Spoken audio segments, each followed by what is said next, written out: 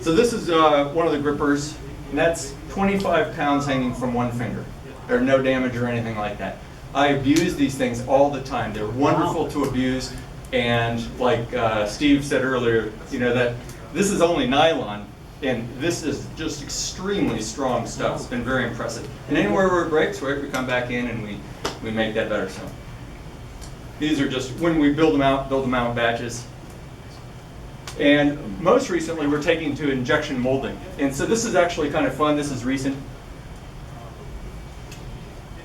It's taken a long time to get it so that this thing has the characteristics of really few parts, really easy to assemble, super durable, all the right things to it. And in the 3D printing, the two fundamental complaints are it gets dirty pretty easy. And I have bearings in here that have grease, and they actually absorb, and it's not pretty. And you can actually see it in this one. The second issue with it is, this is SLS 3D printing. We use Shapeways, I've used others, it doesn't much matter.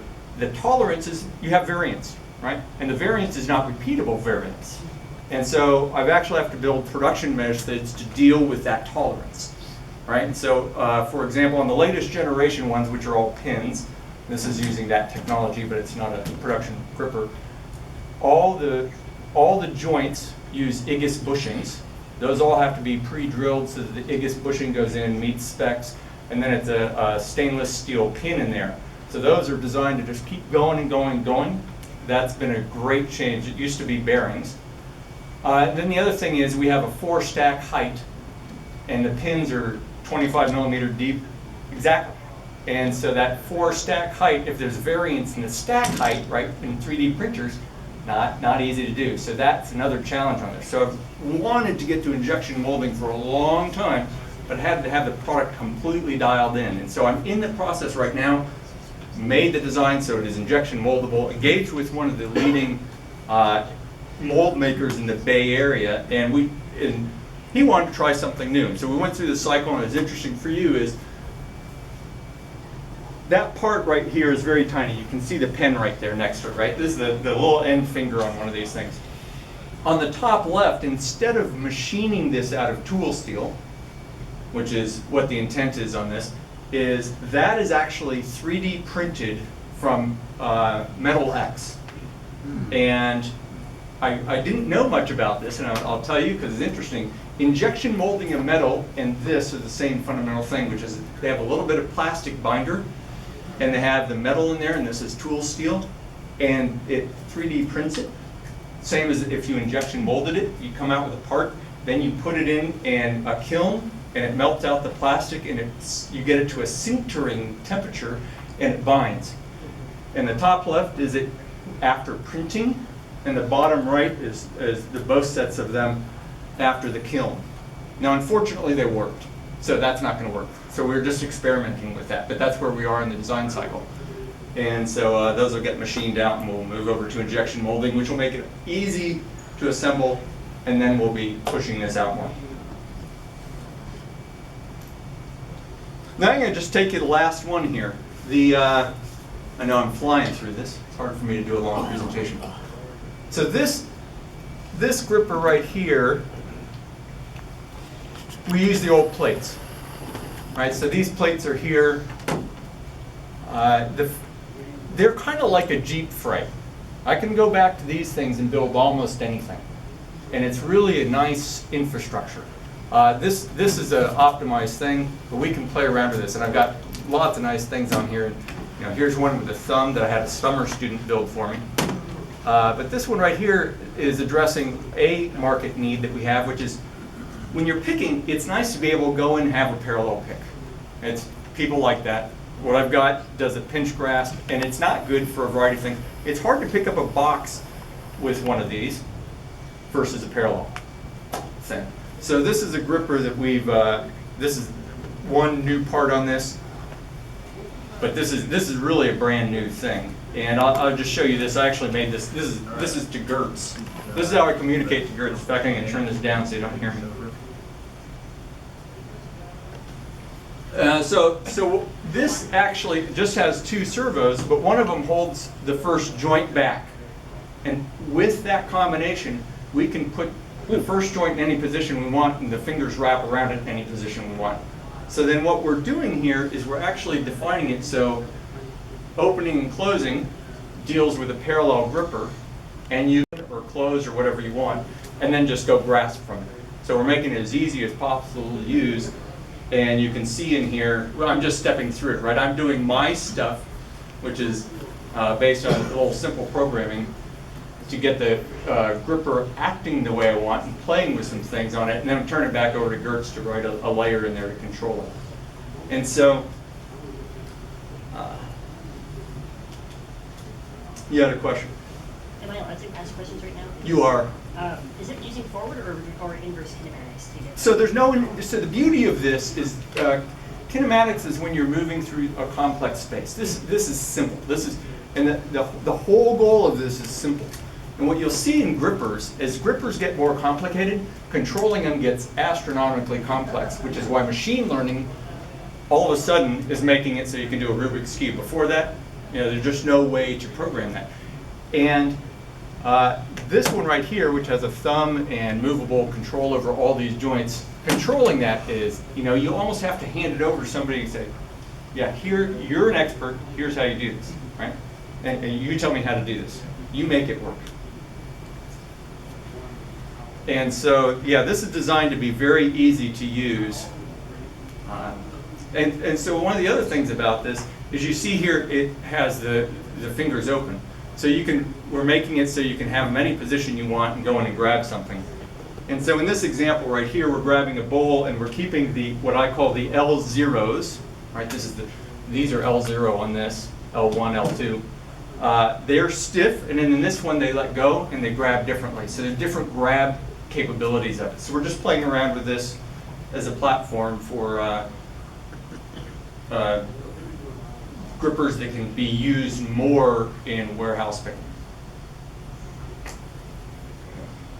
That's kind of the leading edge of where we are on the gripper front. Does the L stand for something? You just link. Link. Yeah, just the whole. It's funny in grippers, people name them all the fingers, and they follow the metacarpal whatever, right? I can't even say them. I went to the simple robot terminology, L0, L1, L2, and it just maps in nicely. So. In the back, I have kind of everything between these two. Right? Those are pretty good endpoints of where we are right now. And what you'll see is making these things just required iteration, iteration, iteration, iteration on what the gripper should be like, how its action is, how the springs are, how the tendons are, how the ceramic eyelets are, the pins versus the screws, bearings versus bushings, right? All of these evolutions have gone on with the vision that this will achieve its goal, whereas the starting point, hard to see that landing where it's landed. So if you ever have a vision of going and doing stuff, you got to stick with it for a long time to have it turn into good stuff. Yeah? The blue one in the middle? Yes. A little confused on where the motor is versus where the spool thing is? On this? Yeah. All right, so this is the way the production ones are doing. In fact, the one that we have on the robot's the newest model. So what happens is The winch. Where's the winch? this is actually the top of the winch, And then the servo's on the other side. and the servo's on the other side. And so what happens is the winch is pulling. It's got up to 1,200 newtons pulling on it, so it wants to bend. And so the servo has a bearing on one side, and there's a bearing on this side to support it. So, and then all this metal around it with the pins is to give it that strength to go through the path without bending anything. Because you can see these things when the torque goes on. You can just kind of anything in it that can kind of flex, it flexes a little bit. So you can see the power going through it, and it destroyed that in the first instant that we put anything through it, and then just made them stronger and stronger all the way through. Both cables go on the same winch? Yes, in fact, so this, And if you go back and look at some of these old ones, there's cables that go different ways. There's springs that are exposed. It's not a well-protected system. This actually has one cable that goes end to end, and in the center, it goes around a bearing and onto a winch. And so it's one single assembly, and it's easy to make. I've got machines that make it, and then it assembles from the tip through, so get fingers hanging. I've got actually a bag of different types of fingers there where the cable's coming through, and then that gets assembled into this piece. It gets turned on once and verified that all the different action works, and then it goes into a box and gets shipped. Yeah? Do you still source that stuff from branded? Or are you like buying So when I'm in between two things. So the Chinese deal was actually a fairly large deal, and I bought a fairly large inventory. So I have that. The other thing that Robotics did is they upgraded to a new servo, all aluminum, which is my preference. They changed everything. And so it became incompatible with my winch. And so it was like, okay, I'm stuck on that. And so what we've got now is so my background's electronics. I punted on the servo because if you can do that, then it allows you to focus on everything else. So today we're playing with a variety of motors. We use a Meloxis MLX 90393 for position control. And so we have our own closed loop system that we can wrap around any motor. And so the motors that we're playing with right now are automotive windshield wiper and car seat motors that are not back drivable. They're dirt cheap. Put the control system around there. Some of them are big, and the weight on them is the biggest trick, but they're tough and super duper cheap. And so that's a vector that says, right, if I have a robot going around picking up garbage at Disneyland, it's got to cost nothing.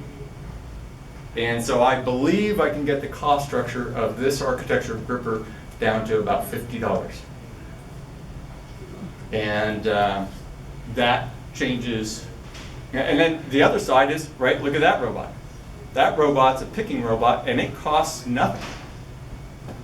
So that's the whole mindset is, how do you make something super inexpensive that can work in our environment, can pick stuff, and just happens to be, my timing aligns with the technology of machine learning that enables it, because without it, this would just be useless. So you said that you were in production / you also showed that you shipped out a bunch of them. How many have you made? Under 200. Under 200. Under 200. No. Not enough. Yeah. The same time is, so I'm careful, right? I've got myself and Gertz. So I'm careful on the software front, what we take on. And on the hardware front, I'm careful about having stuff, because it ships over the world, and if it fails anywhere in the world, it ships back, and it's a disaster. So I don't let stuff go out that's going to fail. I've had 2 failures in the last year, and they were both servo failures, which was interesting. They were bath-type, early lifetime failures, which irritated me. But for me to go production, I can't have that rework in there. As soon as that rework is gone, anybody can assemble them, and they come out working right. And then I will advertise, because I've not advertised, I don't have mailing list. I've just no desire to go in front of people's faces and do marketing for something that I can't deliver in the volume that I want until I'm ready. And I'm patient on that. The market's actually catching up. I've got a good reputation because I keep delivering, and they improve, and they work, and they do what they're supposed to do, and they're tough. And so I've built up my foundation so that this can go forward and be successful. Yeah? Do you have any experience, like in terms of like usage or just testing in dirty or caustic environments, dealing with solvents, dealing with lots of dust and dirt and things like that? So the first thing that fails on this is the motor. It's not IP65, it's vented. That means you can get sprays of water onto it. The rest of this is, it doesn't want dust, dirt, and sand. But it can go underwater, and it can go in space. But dust, dirt, and sand are not good on any of them, but I would not ever stick that into that environment and say this is the right place for it.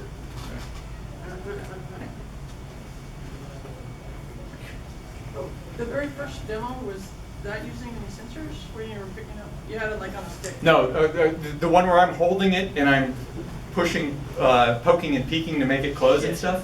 The one, the very first, it was like on a piece of 80/20 or something? Oh, so no sensors in that. Okay. Yeah, so, Yeah, it is. so the motor has a current sensor in it. And I can actually take one of these and I can close this onto a business card with a force, on our system of 0 to 100 force, with a force of 3, it will stop on a business card.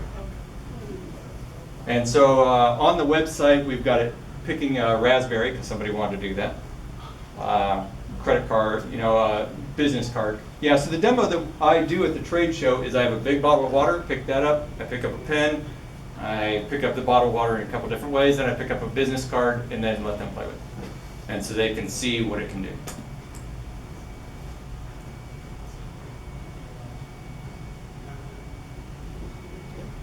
So the moral of the story is if you want to make something, you can. You got to go learn a whole ton of stuff, particularly if you switch fields and everything else. But it's my entertainment. So. Yeah. Well, you said you have a current sensor. Is that calibrated as a torque force on the? No. So the two things on this are tricky is you don't have an accurate position measurement because you have to decide where you're going to measure. And it goes out like this. And that's one of the things that helps with the parallel. But even in the parallel on this there's some definition of what's parallel just because of all those joints in there. And can't remember what I'm answering. You can sense the force. Can sense the force, but just don't have it calibrated. Yeah. You need tip sensors to really get accurate. Oddly enough, is even these tip sensors that I've got aren't accurate for measuring force because how you hit the sensor, it matters. So, and sadly, I think that the solution to that is in a couple of spaces. One is, this has a very wide range for not crushing stuff and being very successful at picking them up, right? So I can pick up an egg with a variety of settings and it's not a problem because eggs are actually pretty darn strong. Picking up a raspberry, when you get down to the very small end, it starts to matter. And if you're at the high end, it really doesn't matter. So there's very little control of force sensing in most of the applications that I've seen. Yeah. Backing up, October or September, when you were first testing your prototype before the challenge, you had the fabric covered arm. Yep, and it's back there. Yeah. Yep. I'm curious on, I apologize if you've already answered this, but the biggest difference between your latest iterations from the one that you just started with and in the beginning, it's a lot of different iterations in terms of Boy, it's just endless, right? 3 fingers to 2, which was a huge thing. That was great. That simplified so much. That was great. There's just tons of them. It has been 5 years of constant refinement.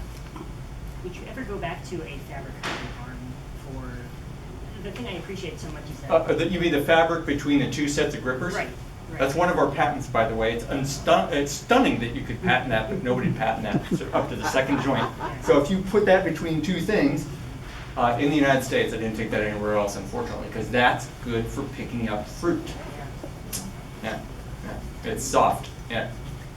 Yes. You said it wasn't good for dirt. Couldn't you just coat this in like a rubber and protect it all? You can, and I've actually played around with some other patent things of gloves and stuff. Food Safe's the driver for me on that. Food Safe's an industry, and they don't like nooks and crannies. And so the only way you can really cleanly do that is if you can isolate it with a glove that you can say, here's a provably unpunctured glove, therefore I'm food safe.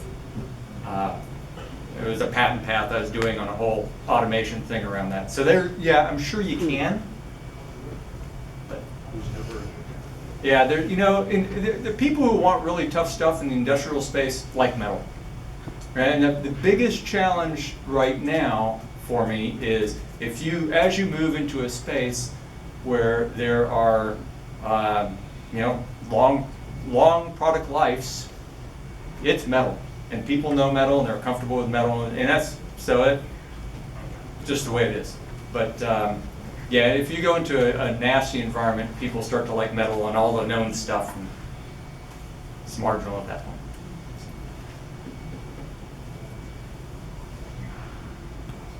Cool. Thank you. Yep, that's Sacred Heart.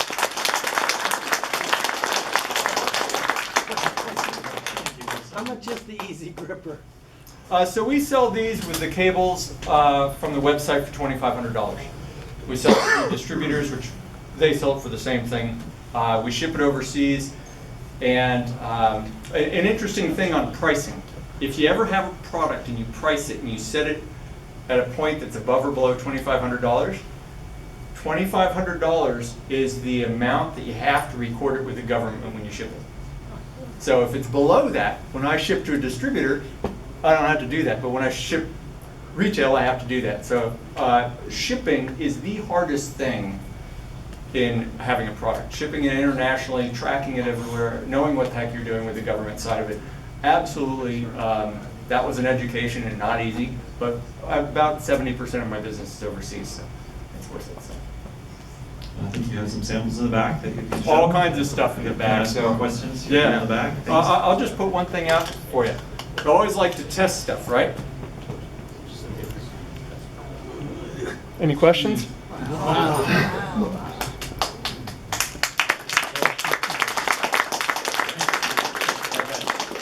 Everybody, don't forget that I've got some motors up here that we're trying to give away. So feel free to come over here, talk to me, take a couple. And we have this room until 10 o'clock for a social hour, after which we'll get kicked out and some of us continue talking out in the parking lot. Thanks for coming.